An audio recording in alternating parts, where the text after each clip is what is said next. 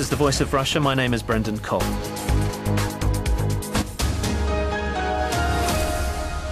A moral outrage and a criminal act. That's the damning verdict of the United Nations chief, Ban Ki-moon, as he described the shelling of a UN-run school in Gaza.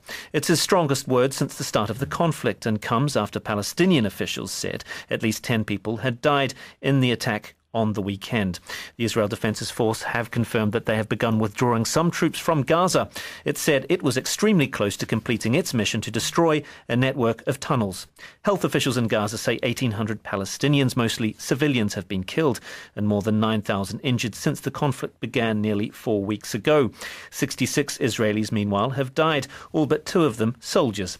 Already, this conflict between Hamas and Israel has outlasted the 2 previous ones, but with Israel not present at talks in Cairo, what hope for an end to the violence? Well, to discuss this, I'm pleased to be joined in the studio by Yusuf Al-Halou. He's a Palestinian journalist. Also here is Jonathan Sachadoti. He's a commentator and political analyst on the Middle East. And Vijay Mehta, chair of the group Uniting for Peace. On the line, we have Dr. Atif Al-Shayer, who is a lecturer in Arabic Studies at the University of Westminster, and from Jerusalem, Gil Hoffman, chief political correspondent at the Jerusalem Post.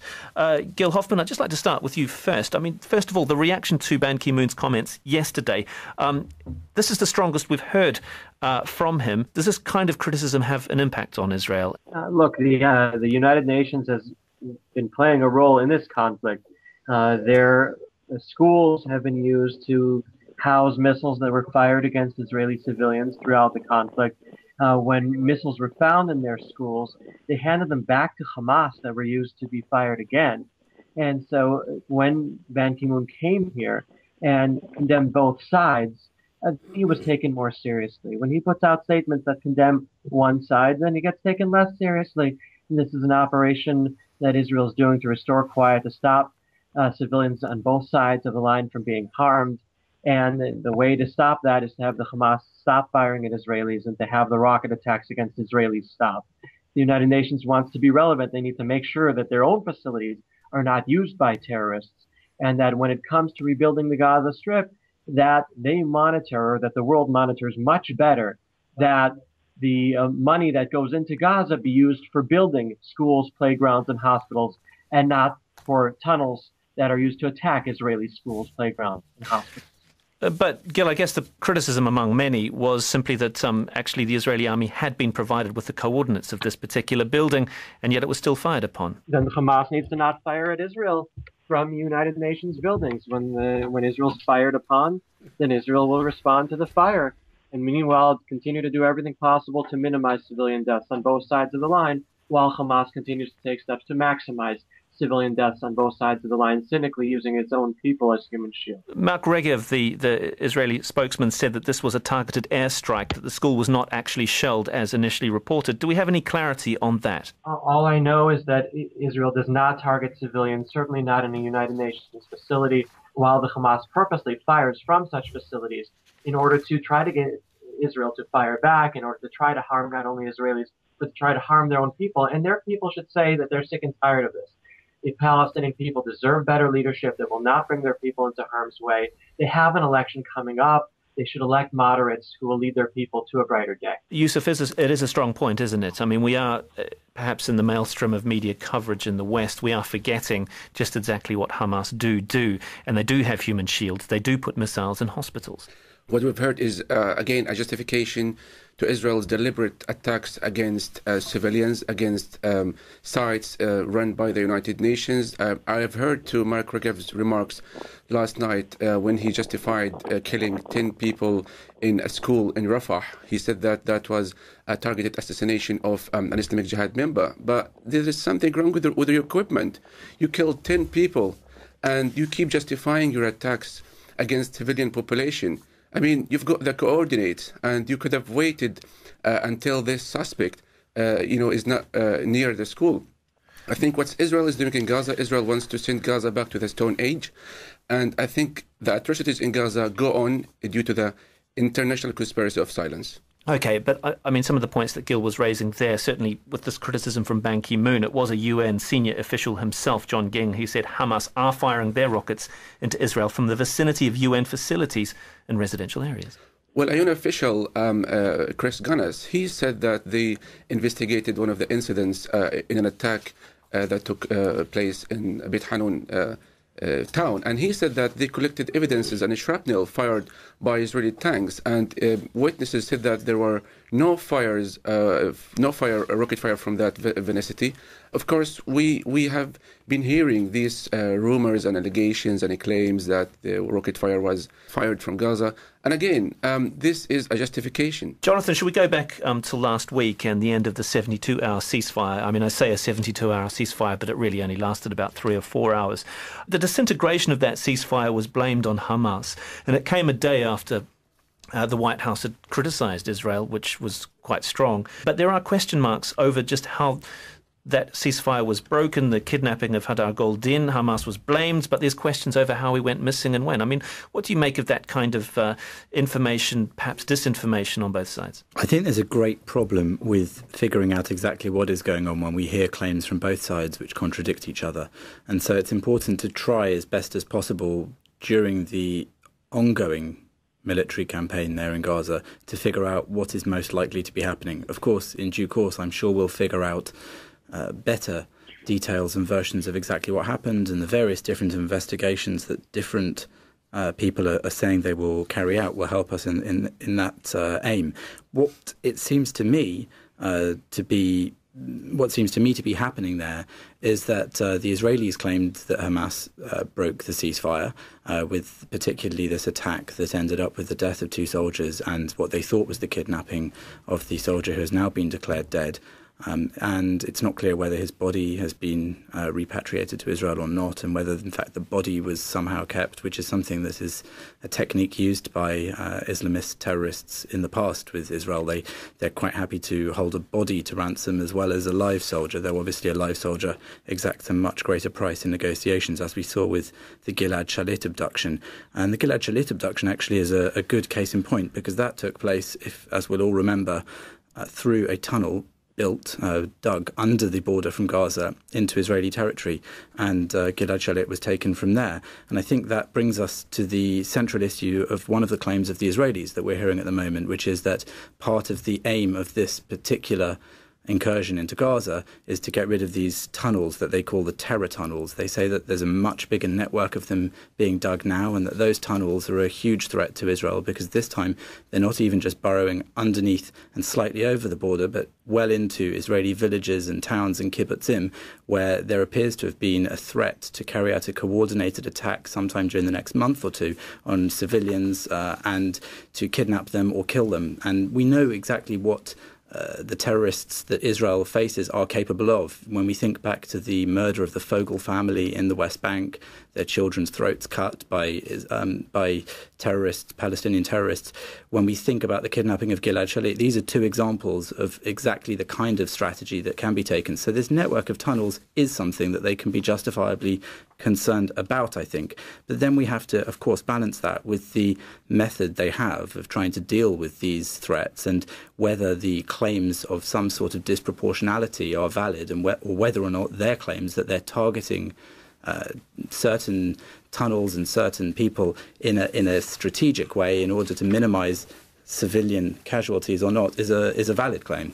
Okay, well, Dr. Al-Shayr, I mean, what would Hamas's military objectives be? I mean, Israel, it's very clear that Benjamin Netanyahu wants to see an end to these tunnels. He wants to see them destroyed. That's a tough ask. But in terms of Hamas's military objectives, what are they? There has been such a massive sort of misrepresentation of the Palestinian position, and it's all being reduced to Hamas's threats. And I think amidst all of this is the horror that Israel has visited upon the Palestinians through killing thousands of civilians. I think this is just so unjustifiable. And this school, it just happened that I went to this school as a child, and actually it's so far away from anything that could be said that Hamas is launching rockets from there. So it's just another misrepresentation that Israeli spokespersons have been very hell-bent on doing in order to justify their murderous intent, which cannot be justified. As for Hamas, I think for them it's always been a matter of survival, as indeed it's for the Palestinian people. It's been since 1982, Israel sends the same sort of message, which is wiping out any organization that attempts to resist their occupation and their aggressive attacks constantly against the Palestinian people. I think the broader context of this conflict have been forgotten and somehow trampled upon in much of the discussions that we hear in the media in the West. And I think this is the problem. The occupation is not sort of a very small thing. It's a major thing for the Palestinians. It disrupts their life. It makes it impossible to live. And Israel, according to Kerry and according to many officials, Israel was the one responsible for the collapse of what used to be called the peace process, and there was no peace process. There was just expansion of settlements, expansion of the wall and building of the wall and constant destruction to Palestinian livelihoods, including in Gaza. So I think as far as Hamas is concerned, it's that it survives as a movement, and I think it will.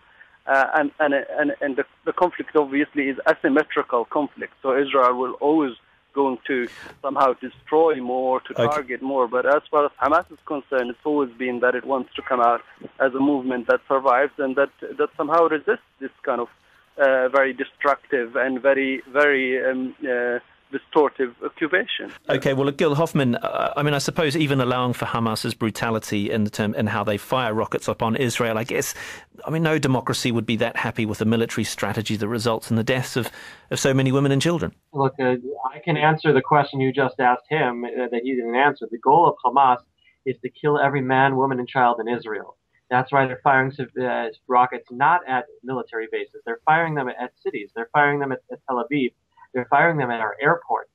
And they will continue trying to attack Israel until Israel's wiped off the map. That's what their charter says. That's what their goal is. Yeah, I was there in Gaza when Israel painfully removed 10,000 Jews living there, who had been living there for 3 generations, this week, 9 years ago, with the hope of bringing peace, with the hope of providing the people of Gaza no longer occupied, with a haven that could show the world what the Palestinian state would be. That would be a model for the withdrawal from the West Bank, which Netanyahu supports withdrawing from the overwhelming majority of the West Bank and creating 2 states for 2 peoples. And it didn't happen because the Hamas overthrew the rightful Palestinian Authority leadership in Gaza in a military coup against their people. Remember, there are a lot more Arabs killed by Arabs in this region than there are Arabs killed by Jews and Jews killed by Arabs together. And as for the peace process that there was until a few months ago, it broke down because Abbas decided to make a deal with Hamas, with the terrorists firing rockets at Israel, instead of making a deal with Israel. And the Palestinian people deserve better than the leadership that has only led them into war and pain and poverty. They can have better, and then they'll find that Israel is willing to make a deal with them that will end the conflict and make life better for both the Palestinian people and the people of Israel. Yusuf, Gil has a point there. Every time Hamas fires rockets into Israel, what is the reaction of Palestinians, moderate Palestinians, when they think, oh no, they're provoking a very disproportionate, asymmetric siege on the civilian population? What is the relationship between the moderate Palestinians and Hamas? Let's make it clear. Gaza is still an occupied territory. Israel still maintains full control of Gaza's airspace, territorial waters, and border crossings. The Strip has been under a crippling, strangling Israeli siege for the past 7 years. Nearly 2 million people are being denied the right to freedom of movement, to export, import, to live a normal, decent life. Israel has got the most sophisticated weapons on the planet, uses disproportionate force, attacking defensively. What do you expect from an oppressed nation? For the past 65 years, the Palestinians are seeking, self-determination. They just want to have a decent life. What's happening in Gaza could be described as a genocide.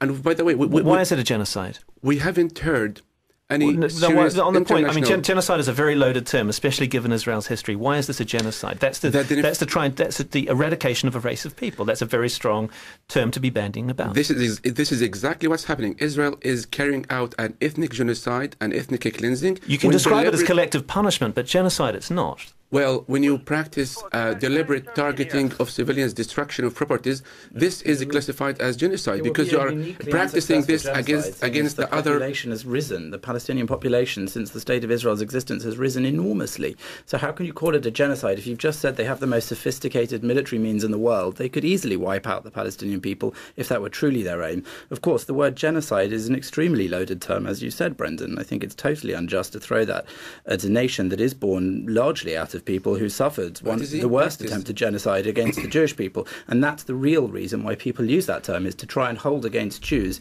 the crime that the world did not protect them from. But there's no attempted genocide of Palestinians. That's clear to anyone looking at the cold hard facts. How can you describe the deliberate destruction of homes against But again, your use of the word cleansing? Deliberate there is again very loaded. It is deliberate. Yes, but it is deliberate. Well, it's debatable whether it's deliberate. That's the whole point here. Israel says that it doesn't deliberately target civilians. You say that it does, and that's the argument. Something wrong with their equipment. But something wrong with their equipment? Yes. What are you talking about? I mean, I'm talking about Israel has got the most sophisticated weapons. And so if it wanted to wipe out the Palestinian race, as you've just said, it would do so in a bat of an eyelid if it has the most sophisticated military weapons. Your accusation of genocide is ludicrous. Okay, on the point, moving away from the genocide point, what I'd really like to know, Yusuf, what about moderate Palestinians when a Hamas rocket attack happens? How do they feel? Because there's not really a lot of places to hide, and they know that this will provoke an Israeli response. What's the relationship between those Hamas militants and moderate Palestinians? Well, as a matter of fact, not all people in Gaza are Hamas supporters. Now, the reason why people are supporting the resistance right now, because Israel does not differentiate between resistance targets or civilian targets. Now, of course, people, they want to see an end to these hostilities. They want to have a normal life, an end to the siege, the opening of the all-border commercial crossings. We must have our own airport and seaport. If Israel claims it has withdrew its forces, Israel must not, object this basic right. So people, they, of course, they say that Israel does not need any justification actually to carry out an attack against Gaza. And let's just remember, this war started in the West Bank. Israel kept changing its stated goal, saying that, Hamas was responsible. Hamas denied a responsibility to the kidnapping or the disappearance of 3 settlers. And then when it invaded Gaza, said that we are after the tunnels. And now they are, they want to put an end to the rocket fire. And now they say, well, we're after those guys, bad guys who kidnapped our soldier. So what's happening is a justification after pretext, and the world is watching. People are being killed. I've lost 15 members from my family. My house was deliberately attacked. Entire neighborhoods were flattened. How can the world allow this to happen? You're listening to The Voice of Russia in London. My name is Brendan Cole. We're discussing the Gaza conflict.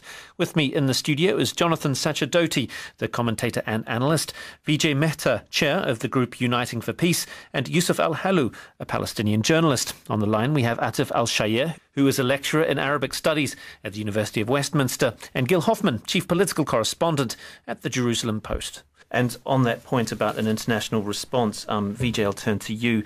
There was criticism, as I said, from the White House and, of course, from Ban Ki-moon over the weekend. But Ed Miliband, the Labour Party leader, said that David Cameron's silence is inexplicable. Do you think that the British response has been quiet on this? Yeah, it's absolutely mute. Don't know if people know it or not. Behind the scenes, Britain has been supplying weapons to Israel. And so has US. US has been supplying weapons to every year to the tune of 3 to 5 billion US dollars. So it doesn't help if you on one side supply weapons and on other side sending your Secretary of State John Kerry for going around and trying to broker peace. You've got to be an honest broker if you want to have. Here, the situation has gone the longest, over 3 weeks, and 2,000 people have been killed. And of course, 40 to 50 Israelis have been killed as well. Now, over 60. Over 60. Mm-hmm. The grievances are on both sides, yeah? But the point is, we do not wish or want, from an international community's point of view, we do not wish or want this conflict to escalate and become a conflict like Syria, Iraq, Afghanistan, and all that. So the peace has to be brokered right now. Otherwise, it will be like a big protected war which will carry on, and the domination, I'm afraid, of the Israelis over Palestinians will continue. But Gil Hoffman, very interested in your view on, there have been quite considerable anti-Israeli protests over the course of last week through European capitals and so on. Do Israelis feel that the world is against them? The answer is no. Israelis fear for Europe. Israelis fear that the Europeans need to wake up. The same Islamic fundamentalism that attacked Israel through tunnels and through rockets in this war attacked Britain on July 7th, 2005. Has attacked Spain. They're getting more and more power in Europe as their numbers grow. And if they don't realize yet what kind of threat they're under, they'll unfortunately find out the hard way. And so, if anything, when we see these demonstrations, we fear for the Jews living in these European countries, and we free for the Western way of life that's under threat right now in Europe. I'm not afraid here in Jerusalem, even though there have been 2 terrorist attacks in Jerusalem over the last 3 hours. A man went into a tractor and started ramming it at a bus and trampled an Israeli civilian at the time. And also another Palestinian opened fire at an Israeli soldier just in the tunnel on the road. But I am not afraid here in Jerusalem. I'd be afraid if I was in London right now. There is this humanitarian window, however long this holds, we don't know. But the news that the Israeli army has redeployed some of its troops along the Gaza border, do you think this suggests that it's trying to wind the military operation down unilaterally without talks, without an agreed ceasefire with Hamas? I suspect that the Israeli intention is to set the agenda itself. So rather than be forced into talking indirectly with Hamas about a ceasefire which would see terms that they know can't be kept and won't be kept by Hamas, and requirements by Hamas that also can't be met, such as the total opening of all borders, which of course would lead to the mass importation of materials to build more tunnels for the use of terror purposes and the import of weapons, because those things have happened even with the limitations on crossings at the border, whereas food and humanitarian goods have been allowed over the border, and plenty of other goods beside which have no dual purpose.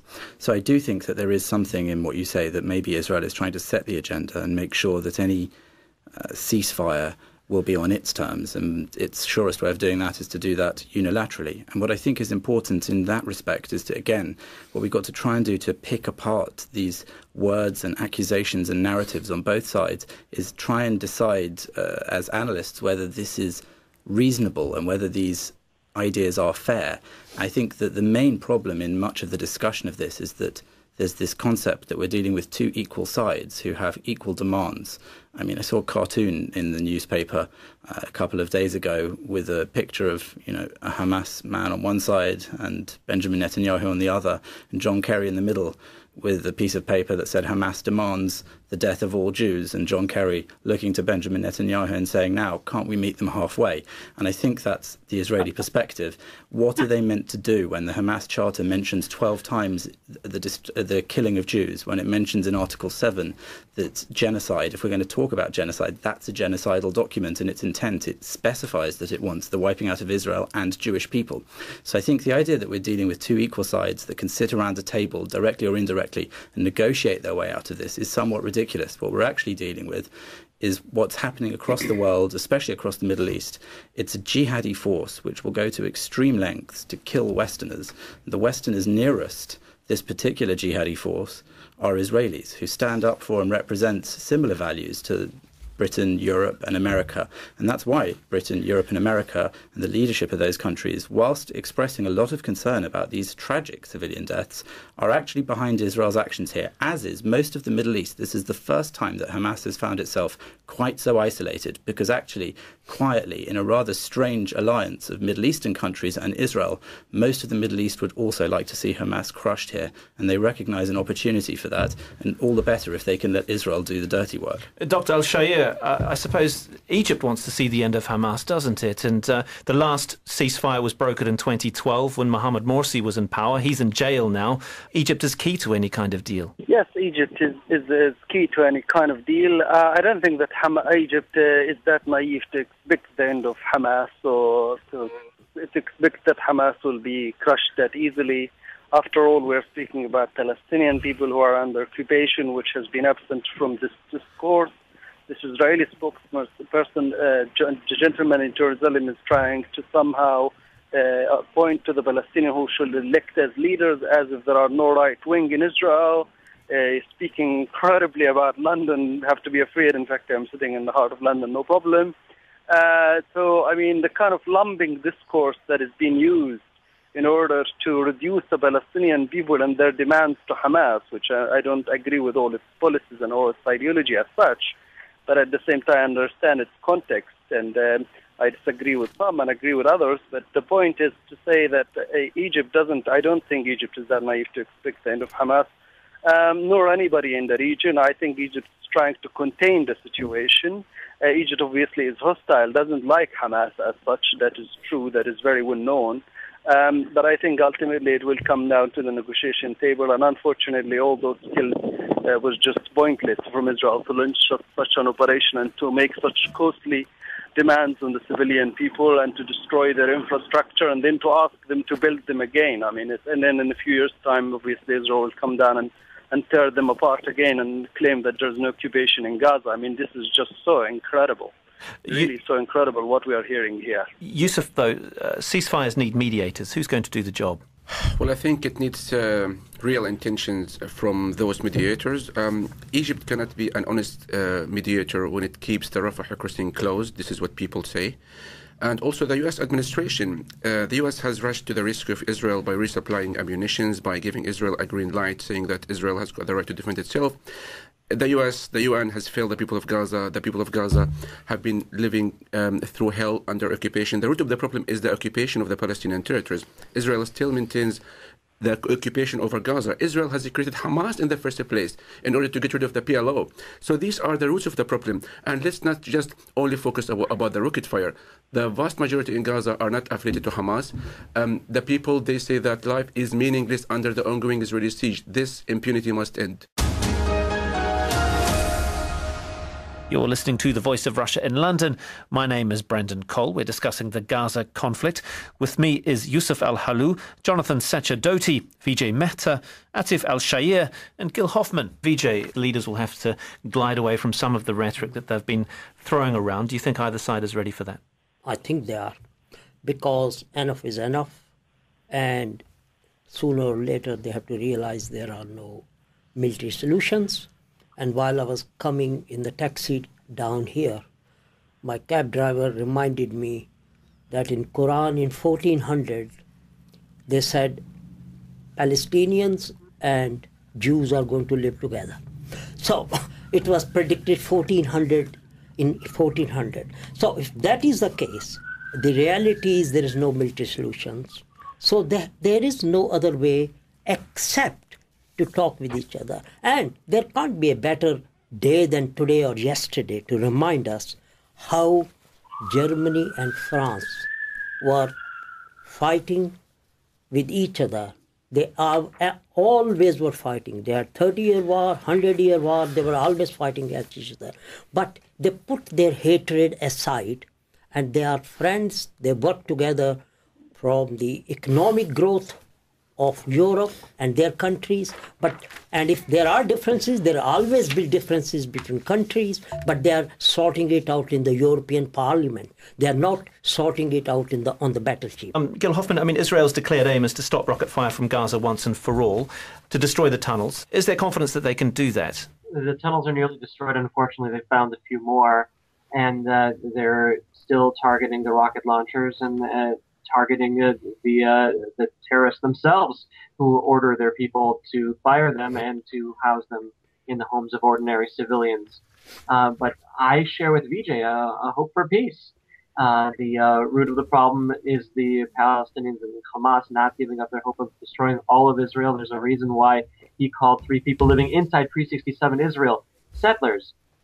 It's all of Israel that they're trying to destroy, not just the West Bank and not just Gaza that we withdrew every Jew from. But there is hope, especially because of what Jonathan said, that with the Egyptians and the Saudis and the Palestinian Authority itself, Abbas, all recognizing that Hamas needs to end its hold over Gaza, that they took illegitimately, and return Gaza to the Palestinian people, that could lead to negotiations with Israel that could end the Israeli-Palestinian conflict, taking a regional approach that Egypt and Saudi Arabia can take part in for the betterment of the lives of the Palestinians and of Israel. There's hope. So negotiations, Jonathan, towards a 2-state solution? Well, that's everybody's dream here, I think. Is it really, though? Well, I think anybody reasonable who's looking at this situation. And I think something that Yusuf said actually a moment ago is really the crux of the problem here, and Gil has just echoed it there. It's the failure of the leadership of the Palestinian people that I think repeatedly gets them into this sort of loop.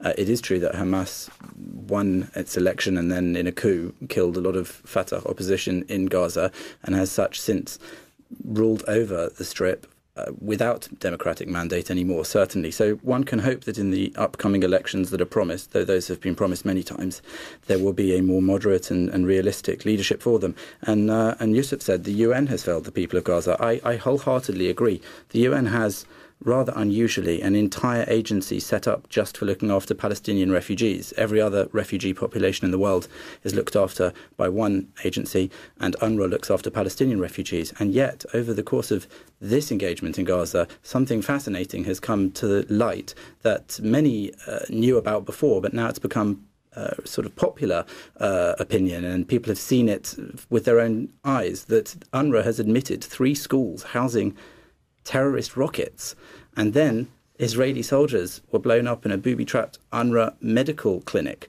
These are quite important things to look at for the Palestinian people. The very agency that's set up uniquely to look after them is housing weapons. And apparently, according to the Israelis, and footage that they have released, declassified footage from their drones and the like, is also allowing Hamas fighters and jihadi fighters to fire from within or around those UN facilities. Now, the UN is letting down the Palestinians enormously to that end and is not working towards a two-state solution when it's effectively turning a blind eye, at the very kindest possible interpretation, to these sorts of terror activities from within UN facilities. That's ludicrous letting down of the Palestinian people, who deserve a lot better than that if they are to fulfill their hope of a peaceful coexistence alongside a state of Israel. Can I get your response to that, Yusuf? Well, there is no rocket fire from the West Bank, and yet Israel continues its military attacks in the West Bank. The peace process has not bear fruit for the past 21 years. Israel's main goal from this offensive on Gaza is to sabotage the Palestinian national unity. And if the US, the UN, they are really want to solve this issue, then they should not be take side against the other side. The people of the Palestinians, the people of Gaza, they have had enough. They want to have a decent life. They want to move freely. They want to have their own airport, seaport, to fish freely, farm freely without any intimidation. And as a Palestinian, I can tell you that we are pessimistic. We do not believe. I mean, we believe that Israel is not honest, is not interested in peace. Dr. Al-Shayr, can I just ask you, though, in terms of any kind of ceasefire deal, and we talked about Egypt's role in this, the Arab League Secretary General actually made the point he believes that Hamas will agree to the Egyptian proposal, but they also want a few extras. One of the key demands, of course, the opening of Gaza's borders. That's the major sticking point, isn't it, initially, prior to any kind of talks to a two-state solution? Absolutely. I mean, that's the main point. I mean, Hamas actually, all the Palestinian factions, not only Hamas, have 10 demands. And I think all of them are actually reasonable. They call for the end of the blockade that has been going on for many years, and that have a crippled Palestinian life. And basically, it's the major issue, the sticking point in Gaza, the blockade, and its effects on people's lives. And also the fact that Israel has now gone into Gaza Strip. So until these troops have also withdrawn again, how could you somehow a ceasefire to last? It's not going to last. So the issues, the outstanding issues that were before this offensive slaughter in Gaza, Israeli offensive slaughter in Gaza have started, before this, issues remain, and unfortunately these can only breed further violence, which is very unfortunate, obviously. But I think that the structure that exists, I think Israel, if it does want peace, I think it deserves a much more far-sighted leaders who will see that it cannot only survive by military might and power. This can never work on the long term. It has to coexist with the people, make peace with people that it doesn't like. If it doesn't like Hamas, it has to find a way of talking all the parties in the region. It just cannot exclude themselves and just keep calling terrorists and jihadists and connecting Europe with Israel and Palestine. I mean, it's a broad and very sweeping discourse and very distortive. It doesn't represent the reality, and it doesn't serve anyone. So the Palestinians demand, which are just demands of the end of the occupation, the end of the blockade, of this destruction, allowing them to have their livelihoods back, allowing them to prosper. And Israel, when it disengaged in 2005, it didn't allow them that. It's a lie to say that it did. It still maintained the siege. It kept the airspace, it controlled the airspace, the sea, all these kind of things that were controlled. And basic amenities and things were not allowed to go into Gaza. So there's a very hitting siege around Gaza that does breed violence and desperation, and this is incredibly unfortunate for all the people concerned. Nobody likes violence, but it's just we have to very deeply into the context and see what the root causes of it, and then speak more mindedly rather than ideologically about how to solve this very tragic and very sad conflict. Gil Hoffman, Israel's winning the battle, but it's struggling in the war for world opinion. Is this important? How will this play out? What's going to be happening is the war is going to end. And then there's going to be a question of what the fate of the Gaza Strip will be. Both Israel and the Palestinian Authority and Egypt and America, they would all like to see Abbas take over Gaza again, or whoever wins that Palestinian election later on. And they want to see Gaza rebuilt, but make sure that this time the world doesn't fail the Palestinian people again by allowing the money that they transfer to be used for terror instead of being used to build up Gaza. And so the question is, who's going to monitor that money? Right now, it's Israel that's helping the people in Gaza more than anyone. And the news doesn't get out that the IDF transferred 186 truckloads of goods to Palestinians in Gaza yesterday, on a day when Hamas fired 95 rockets at Israel, attempting to kill civilians. Now, so if Abbas is in charge, then hopefully it won't be Israel providing those truckloads. It will be the Palestinian people that have whatever they need. And then the international community can work with that Palestinian Authority leadership the way they have not been able to work with Hamas, because Hamas unfortunately diverts their money to terror instead of to helping their people. Okay, well, look, that's all we've got time for, I'm afraid. That's Gil Hoffman, Chief Political Correspondent for the Jerusalem Post, on the line there. Also on the line, Dr. Atef Al-Shaya, who is a lecturer in Arabic Studies at the University of Westminster. Here in the studio, Vijay Mehta, Chair of Uniting for Peace. Also Jonathan Sacherdoti, an analyst and political commentator on the Middle East. And Yusuf El-Halou, Palestinian journalist. Thank you very much for joining me, Brendan Cole, on The Voice of Russia in London.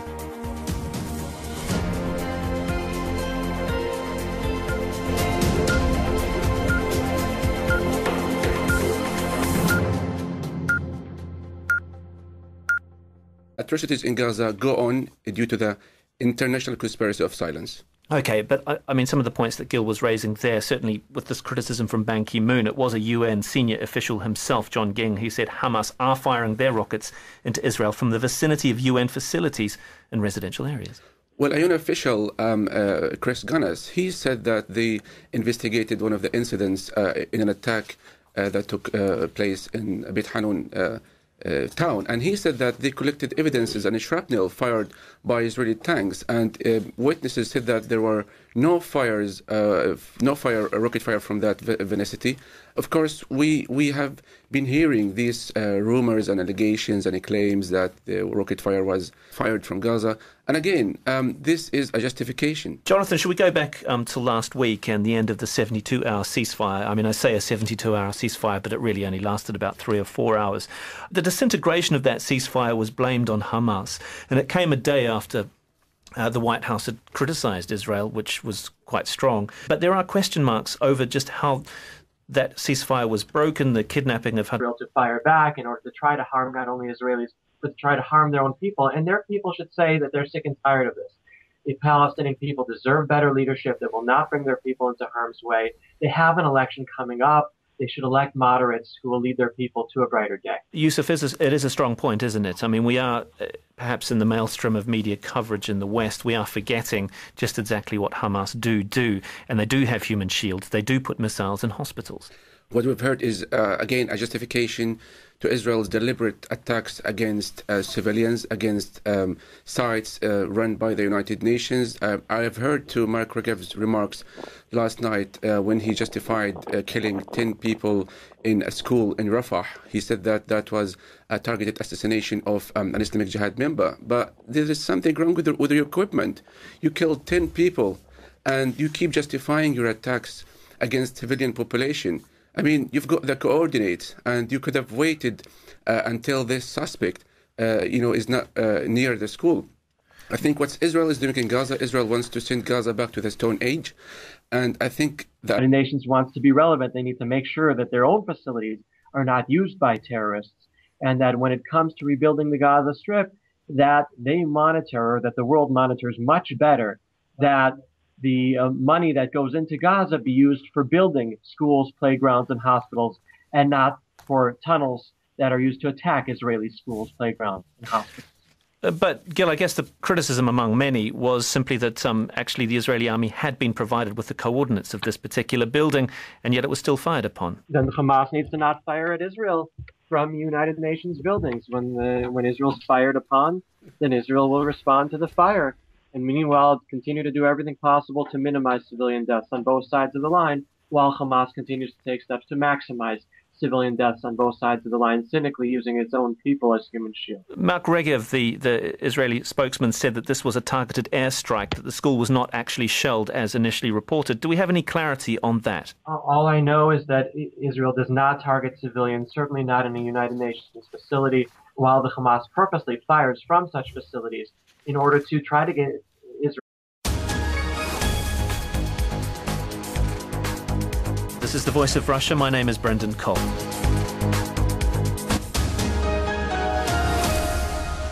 A moral outrage and a criminal act. That's the damning verdict of the United Nations chief, Ban Ki-moon, as he described the shelling of a UN-run school in Gaza. It's his strongest word since the start of the conflict and comes after Palestinian officials said at least 10 people had died in the attack on the weekend. The Israel Defense Force have confirmed that they have begun withdrawing some troops from Gaza. It said it was extremely close to completing its mission to destroy a network of tunnels. Health officials in Gaza say 1,800 Palestinians, mostly civilians, have been killed and more than 9,000 injured since the conflict began nearly 4 weeks ago. 66 Israelis, meanwhile, have died, all but 2 of them soldiers. Already, this conflict between Hamas and Israel has outlasted the 2 previous ones, but with Israel not present at talks in Cairo, what hope for an end to the violence? Well, to discuss this, I'm pleased to be joined in the studio by Yusuf Al-Halou. He's a Palestinian journalist. Also here is Jonathan Sachadoti. He's a commentator and political analyst on the Middle East. And Vijay Mehta, chair of the group Uniting for Peace. On the line, we have Dr. Atif Al-Shayer, who is a lecturer in Arabic Studies at the University of Westminster, and from Jerusalem, Gil Hoffman, chief political correspondent at the Jerusalem Post. Gil Hoffman, I'd just like to start with you first. I mean, first of all, the reaction to Ban Ki-moon's comments yesterday. This is the strongest we've heard from him. Does this kind of criticism have an impact on Israel? Look, the United Nations has been playing a role in this conflict. Their schools have been used to house missiles that were fired against Israeli civilians throughout the conflict. When missiles were found in their schools, they handed them back to Hamas that were used to be fired again. And so when Ban Ki-moon came here and condemned both sides, he was taken more seriously. When he puts out statements that condemn one side, then he gets taken less seriously. And this is an operation that Israel is doing to restore quiet, to stop civilians on both sides of the line from being harmed. And the way to stop that is to have the Hamas stop firing at Israelis and to have the rocket attacks against Israelis stop.